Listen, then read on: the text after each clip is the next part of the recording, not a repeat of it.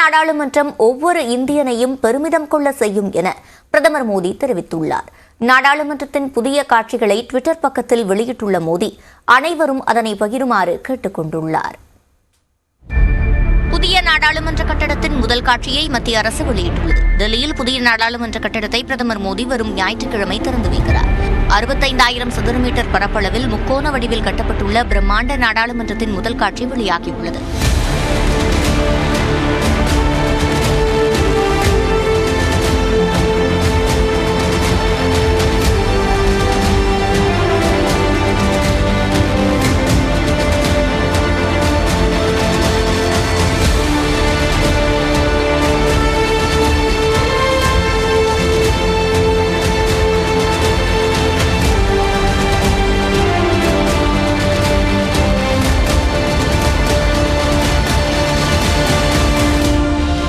மக்களவை மற்றும் மாநிலங்களவை உறுப்பினர்கள் 1272 பேர் அமரும் வகையில் இருக்கைகள் அமைக்கப்பட்டுள்ளன. நாடாளுமன்றத்தின் உச்சியில் அசோகர் சின்னம் பொருத்தப்பட்டுள்ளது. சுமார் 970 கோடி ரூபாய் செலவில் நாடாளுமன்ற கட்டடம் அமைக்கப்பட்டிருப்பது குறிப்பிடத்தக்கது.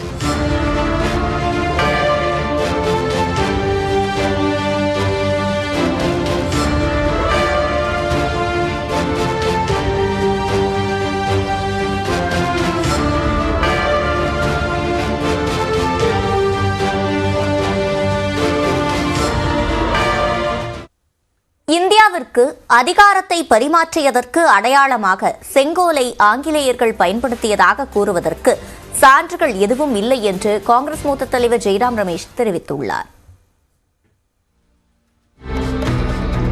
புதிய நாடாளுமன்ற கட்டிடத்தில் வைக்கப்பட உள்ள செங்கோல் தொடர்பாக ட்விட்டரில் பதிவேற்றக்கூடிய காங்கிரஸ் கட்சியின் மூத்த தலைவர் ஜெய்ராம் ரமேஷ், அப்போதைய மதராஸ் மாகாணத்தில் வடிவமைக்கப்பட்ட செங்கோல் 1947ஆம் ஆண்டு ஆகஸ்ட் மாதம் ஜவஹர்லால் நேருவுக்கு வழங்கப்பட்டதாக குறிப்பிட்டுள்ளார்.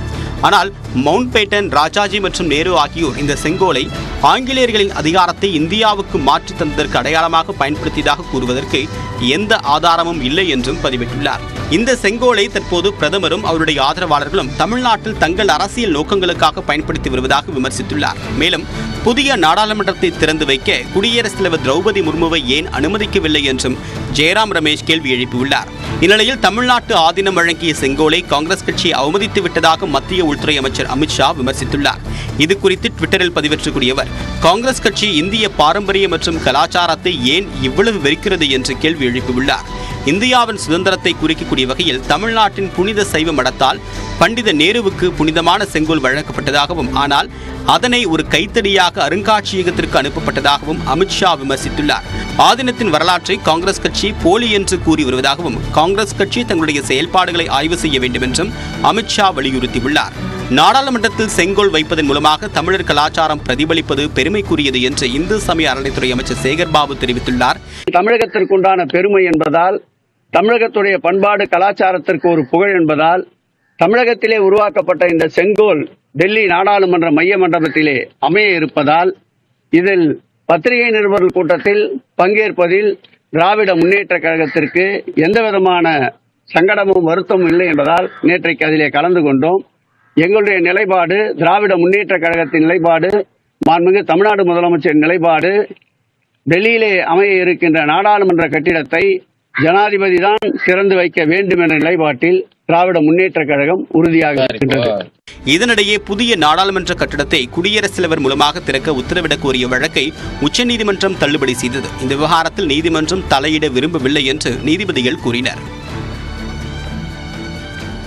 இந்தியாவில் ஆட்சி மாற்றத்தின் அடையாளமாக செங்கோல் வழங்கப்பட்டதா இல்லையா என்று சர்ச்சை எழுந்துள்ளது. இது தொடர்பாக சட்டம் மற்றும் வரலாற்று ஆவணங்கள் கூறுவது என்ன என்பதை இந்த தொகுப்பில் பார்க்கலாம். And now the time comes when we shall redeem our pledge. At the stroke of the midnight hour, when the world sleeps, India will awake to life and freedom. இந்திய விடுதலை சட்டம் 1947 அடிப்படையில் ஆகஸ்ட் 15ஆம் தேதி இங்கிலாந்திடம் இருந்து இந்தியா சுதந்திரம் பெற்றது. இங்கிலாந்து நாடாளுமன்றத்தில் நிறைவேற்றப்பட்ட இச்சட்டத்திற்கு 1947ஆம் ஆண்டு ஜூலை 18ஆம் தேதி ஒப்புதல் அளிக்கப்பட்டது.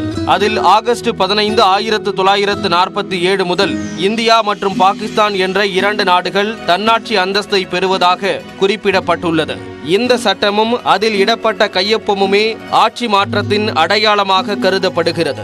இவை தவிர ஆட்சி மாற்றத்திற்கான நிகழ்வுகள் என்று எதுவும் சட்டத்தில் இடம்பெறவில்லை. இதேபோன்று இந்தியா சுதந்திரம் அடைந்த போது வெளியான பல்வேறு நாளிதழ்களில் ஆதினங்கள் நேருவிற்கு செங்கோல் பரிசளித்ததாக மட்டுமே குறிப்பிடப்பட்டுள்ளது. எந்த நாளிதழ்களிலும் ராஜாஜியின் ஆலோசனைப்படி ஆட்சி மாற்றத்தின் அடையாளமாக மவுண்ட் பேட்டனிடம் செங்கோலை வழங்கி பின்னர் நேருவிடம் அதனை கொடுத்ததாக செய்திகள் இல்லை. நாளிதழ்கள் மட்டுமன்றி இந்தியா சுதந்திரம் அடைந்தது தொடர்பாக வெளியான புத்தகங்கள், ஆவண குறிப்புகளிலும் ஆட்சி மாற்றத்தின் அடையாளமாக செங்கோல் வழங்கப்பட்டது என்பதற்கான சான்றுகள் இல்லை. குறிப்பாக வெளிநாட்டு எழுத்தாளர்கள் எழுதிய புத்தகங்களில் அறிவியல் மற்றும் பொது உடைமை சிந்தனை உடனான இந்தியாவை உருவாக்கவே நேரு விரும்பியதாக குறிப்பிடப்பட்டுள்ளது. இருப்பினும் மரியாதையின் அடிப்படையில் ஆதினம் வழங்கிய செங்கோலை நேரு பெற்றுக்கொண்டதாக கூறப்பட்டுள்ளது. மேலும் தனியார் இடத்தில் வைத்தே செங்கோல் நேருவுக்கு வழங்கப்பட்ட நிகழ்வு நடைபெற்றதாக கூறப்பட்டுள்ளது. இந்நிலையில் 1947ஆம் ஆண்டு இந்தியா சுதந்திரம் பெற்றாலும் உண்மையான ஆட்சி மாற்றம் 1950இல் தான் ஏற்பட்டது. ஜனவரி 26, 1950ஆம் ஆண்டு முதலே தம்மை யார் ஆள வேண்டும் என்பதை மக்கள் முடிவு செய்யும் அதிகாரம் பெற்ற குடியரசு நாடாக இந்தியா மாறியது. அப்போது செங்கோல் எதுவும் வழங்கப்படவில்லை என்பதும் குறிப்பிடத்தக்கது.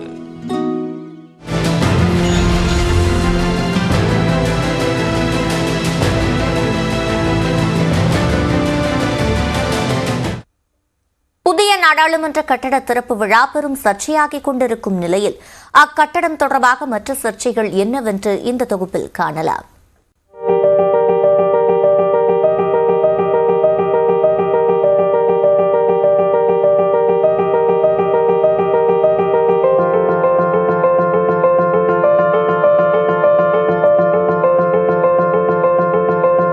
புதிய நாடாளுமன்ற கட்டிடத்தின் அடிக்கல் நாட்டு விழா 2020ஆம் ஆண்டு டிசம்பர் மாதத்தில் நடைபெற்றது.